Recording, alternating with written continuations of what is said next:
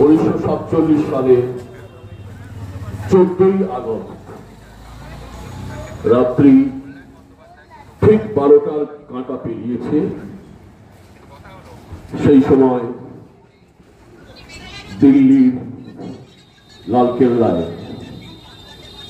Union Jack, যে union Jack দীর্ঘ 200 বছর ভারতবাসীকে পদানত করে রেখেছিল, ভারতবাসীকে ধীরে ধীরে দগ্ধ করেছিল।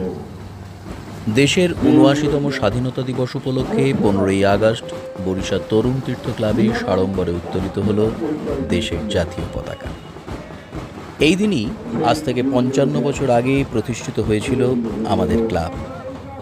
এই দুই স্মরণীয় মুহূর্তকে শ্রদ্ধার সঙ্গে স্মরণ করার সাথে সাথে স্বাধীন ভারতের বর্তমান পরিস্থিতি নিয়ে নানান প্রশ্নে আমাদের বিবেক উঠল জাগ্রত হয়ে। আমি তোমাদের বিবেক বলছি, তোমাদের হারানো মনুষ্যত্বের হাহাকার থেকে স্বাধীনতা প্রাপ্তির 78 বছর পর আমি তোমাদের কাছে ফিরে এলাম কয়েকটা প্রশ্ন নিয়ে। বলো তোমরা, ওরা কারা যারা অহিংসার আড়ালে দেশকে বিভাজিত করলো? এ উত্তর হয়তো সকলের কাছে, কিন্তু বলার স্পর্ধা নেই কারো।